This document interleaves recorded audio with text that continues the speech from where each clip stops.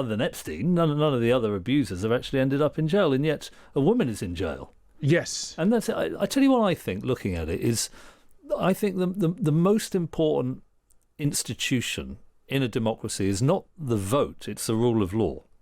One needs to have a system where there is not arbitrary dispensation of justice. And I look at this and just weep for the rule of law. I just feel that very rich people are capable of gaming the system. I want to talk about the latest release of emails by Jeffrey Epstein that have been released in the United States. They appear to implicate Andrew Mountbatten Windsor and President Trump himself in various ways. Within the correspondence, Epstein confirms to a journalist that the photo of Andrew with his arm around a 17-year-old Virginia Giuffre is real, something Andrew denied in his 2019 Newsnight interview. Another email claims that Trump spent hours with a sex trafficking victim and knew about the girls, although the victim in that case is not named. The emails were obtained from the Epstein estate, which was subpoenaed for its records over the summer. Jenny, these emails, they leak out bit by bit. Every time it's like a bomb going off and then nothing sort of really happens. Do you think this particular release is going to make much difference? I'm not enough of an expert on American politics to know that, but I think there are a couple of things that are really striking about these, which are not bit by bit. I think there are 18,000 emails, which journalists are still combing through. One is what Epstein says about Trump. Basically, he says he is one of the most wicked people that he's ever known. He says he's the worst person he's ever met. And when Jeffrey Epstein's saying that about you, wow. Yeah. Yeah, exactly. And I think he says there isn't a cell in his body that is good. I mean, that's quite chilling from someone like Epstein, who really is an analyst and specialist in power and evil, you might say. So I don't know quite what reverberations those will have for Trump. Perhaps they'll just be dismissed because the country in America seems to be, his supporters are behind him no matter what. He's still in the can shoot someone on Fifth Avenue stage. The thing that actually troubled me deeply about it was not just the Trump and the Mountbatten Windsor emails. It is the evidence of all those incredibly powerful people like Larry Summers, who used to run Harvard, who was Treasury Secretary, Michael Wolff, who is a famous and well-known biographer, crawling and creeping to Trump, asking his advice on everything. He was already not Trump, to Epstein. Epstein had already been jailed for prostitution. And these very powerful men are sucking up to him. Michael Wolff, supposedly an independent journalist, is advising him on how to manipulate Trump and how to manipulate the news. Journalists at the New York Times are doing the same thing. I was absolutely startled to find that so many people are willing to do anything to keep in with a powerful and wealthy and well-connected man. Yeah, no, I know exactly where you're coming from. I agree entirely. Matthew, there's never been a story like the Epstein story in all the years I've been a journalist. I've never seen anything like it. It's sort of endless. It has tentacles that go absolutely everywhere, and yet President Trump seems enormously resilient to any accusation that sort of points in his direction, to any sort of criticisms over the long association he appears to have had with this man. Just doesn't seem to hurt him at all. That's true. But I mean, this is just one pixel in that particular panorama, is it not? Yeah.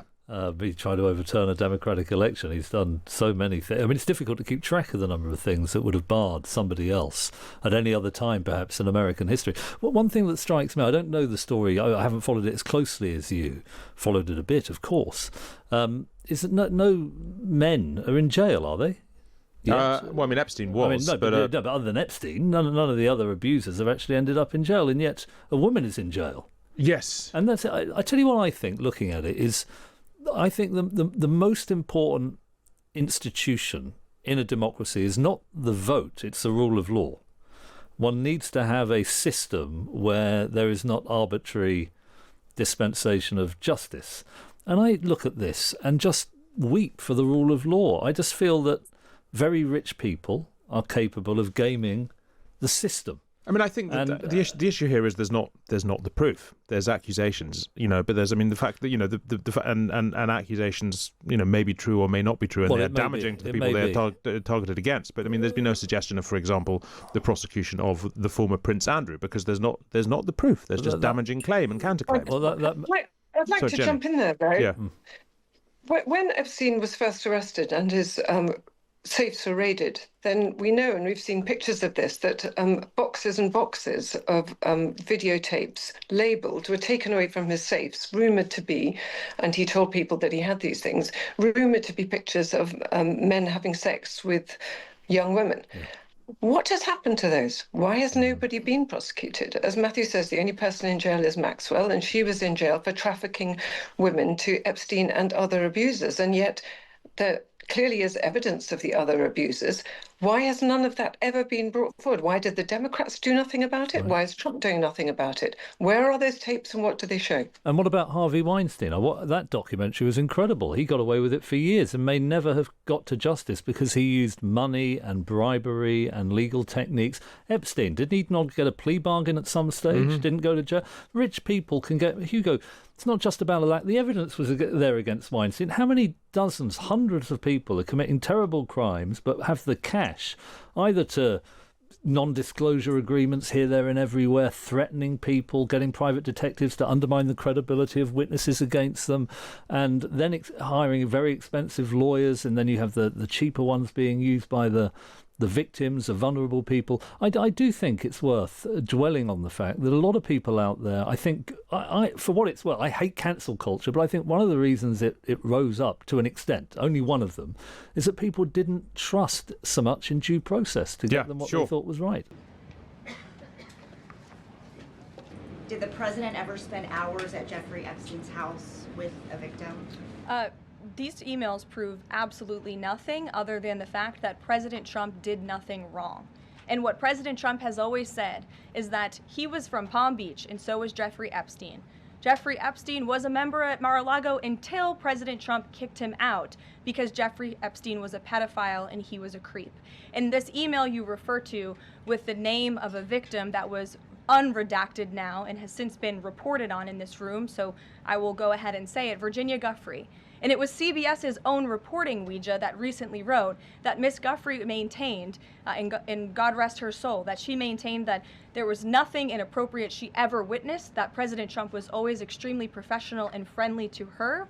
And so I think it's a question worth asking the Democrat Party, and you should all go ask them after this briefing, of why they chose to redact that name of a victim who has already publicly made statements about her relationship with Jeffrey Epstein and is unfortunately no longer with us. Mary. Thank you, Galen. 2 questions on this. In the interest of transparency, why not just go ahead, release the full files on Epstein, get this all over with? This administration has done more with respect to transparency when it comes to Jeffrey Epstein than any administration ever. In fact, this administration, the Department of Justice, has turned over tens of thousands of documents to the American people. We are cooperating and showing support for the House Oversight Committee. That's part of the reason you are seeing these documents that were released today, because of the House Oversight Committee's and Republicans' efforts to get these out to the public. This administration also moved, the Department of Justice also moved to unseal grand jury testimony, which we know, unfortunately, a judge declined those requests. So this administration has done more than any. And it just shows how this is truly a manufactured hoax by the Democrat Party. For now they're talking about it all of a sudden because President Trump is in the Oval Office. But when Joe Biden was sitting in there, the Democrats never brought this up. This wasn't an issue that they cared about.